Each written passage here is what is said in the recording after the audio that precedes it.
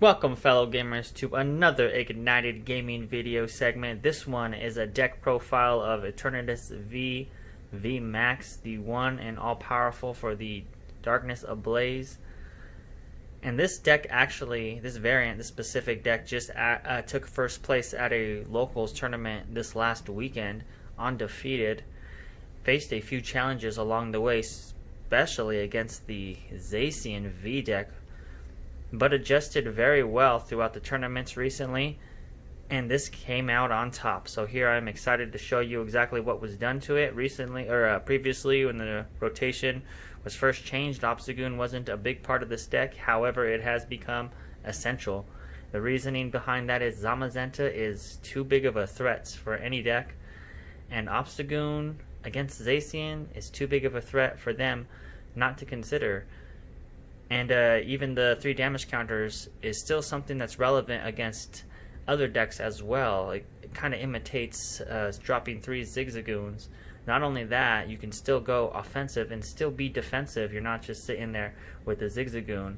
That's pretty vulnerable while sitting on the bench. That's why I ended up dropping the Scoop Up Neps down to 2, because a rare candy with the Obstagoon is basically like using 3 Scoop Up Neps.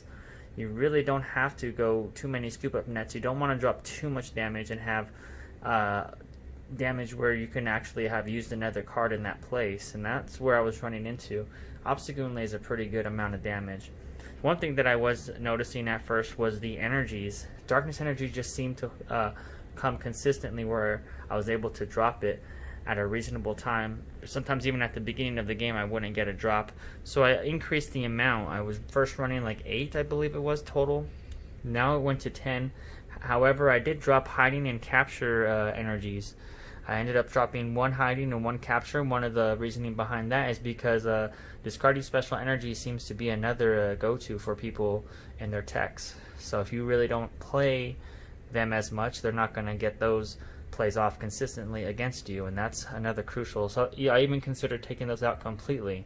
One of the things about the hiding energy is it worked well with the Hoopa. If you notice in this build, it does not run the Hoopa. What I did not like about the Hoopa was the fact that it was basically a one-hitter, and then you were thinking of another way to get it back to the bench and back out to the active spot. Sometimes that wasted too many resources just to get to 180, and if you did have another Hoopa on the bench that could come back out, one of them would usually be knocked out and you would be in that same position anyways. So Hoopa was pretty decent, but Obstagoon literally can shut down some decks if they don't work around it.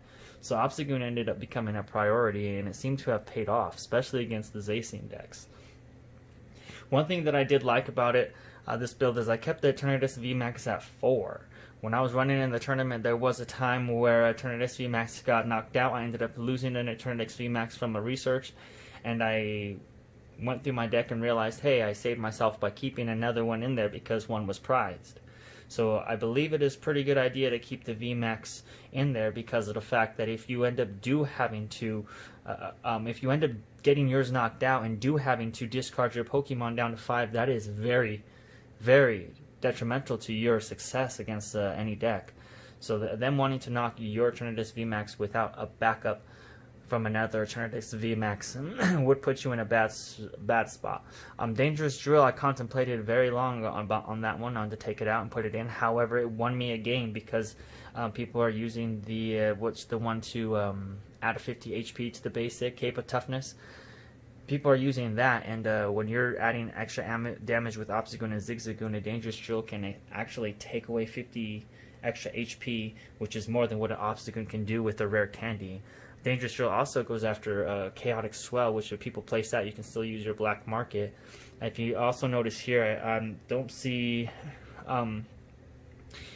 I don't believe I was using the power plant in this one, which is, I'm pretty sure, I'd have to look back and make sure and see if this was a variant that I did not use the power plant. I actually don't recall using or getting that pulled out, and if that's the case, to my own surprise, because I used that one online, it actually has stopped a good amount of decks, but this deck, it seems to be stopping a lot with just the Obstagoon itself, so it really was not needed if that is the case. The Boss's Order at 3 now usually was at 2, but Boss's Order is just too good in this build. The reason why it's too good is because In other decks, you're looking for ways to get extra energies onto your Pokemon or extra Pokemon to get those extra energies. Maybe another supporter, which kind of hurts. But the Eternatus VMAX only needs is 2 turns. By turn 2, without a supporter or a research, you can still lay your Boss's Order for a knockout. That is the biggest reason why Boss's Order is really good in this deck. I'm actually probably thinking of going to 4 with that one. Obviously, the 4 Quick Balls and 4 Switch is essential in every single deck. 4 Research is also there, being essential for every single deck. The 4 Marnies, I just think you always need some type of hand reset. The Crobats just do not do enough sometimes. Crobat is just not as good as Dedenne. I'm just going to throw that out there. It's not as good as Dedenne. I'd really have 4 Dedennes out there instead of 4 Crobats, or 3 Dedennes and 1 Crobat. But you already know the only reason why you have to run the Crobat is because of the VMAX effect. And that effect and that style of play is just too good to ignore, so we go with the Crobat Vs. Rare Candy, 3 of them. If this was to go to 4 Obstagoons, I'd probably be considering adding another Rare Candy just for consistency reasons. Great Ball is okay, but it has failed me. It failed me too many times, so if there's a card that I'm probably going to be thinking to take out, probably is Great Ball. Pokecom is a guarantee for what I want as long as I have another Pokemon. So that really helps. I like cards that are guaranteed more than they are not. So cards that flip, like Great Catcher, are okay.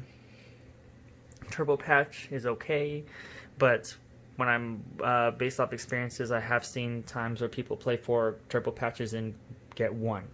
And when that's usually the last time I remember that happening was against the Sableye, and they had it late game, and it wasn't enough. So Turbo Patch really can't help you enough. It just doesn't help enough. The 2 energies in the Eternatus VMAX is quick enough. Obstagoon with the 2 energies is quick enough, and quick enough to slow other people down to get you the other 2 energies that you need for the Eternatus VMAX. So it's not really too much needed that you need those extra energies. You have many options here to go forward with an offensive choice and a defensive choice.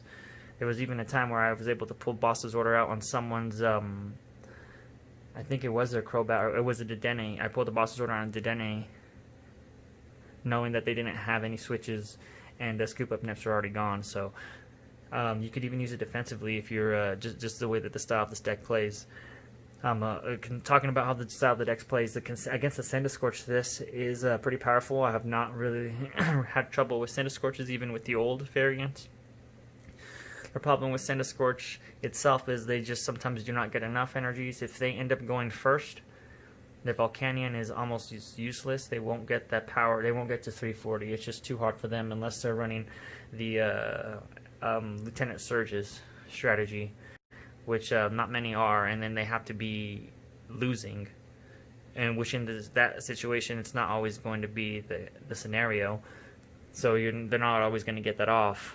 So they're probably going to get a large hit off of you, but you're going to end up getting the knockout most of the time. So Sandiscorch is an okay, but it's not really too bad of a threat. The biggest threat against this deck that I've seen, if based off experience, is Zacian.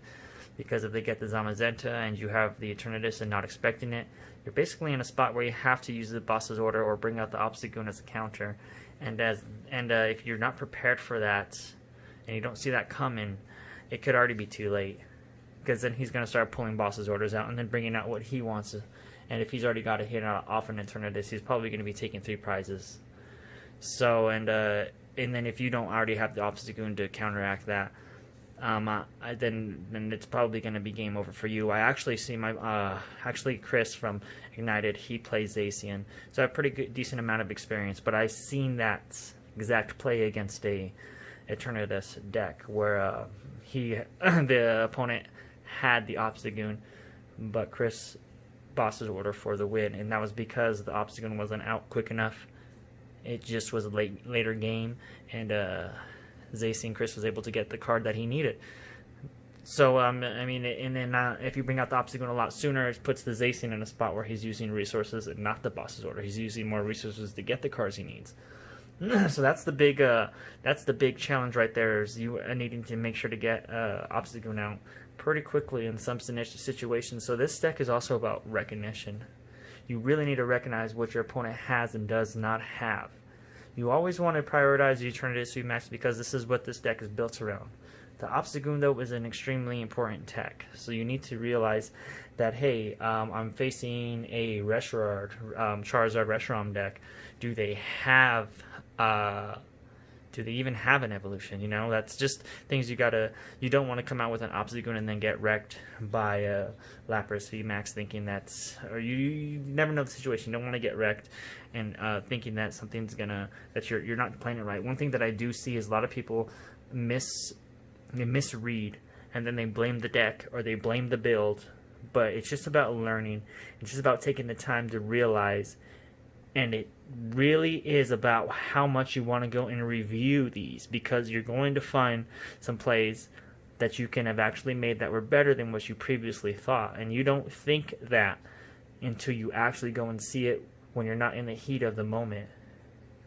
So on this, I don't want you to actually overlook that the fact that Eternatus V is the main hitter of this deck, and the Obstagoon sometimes doesn't even come out to play. It may not even get an energy.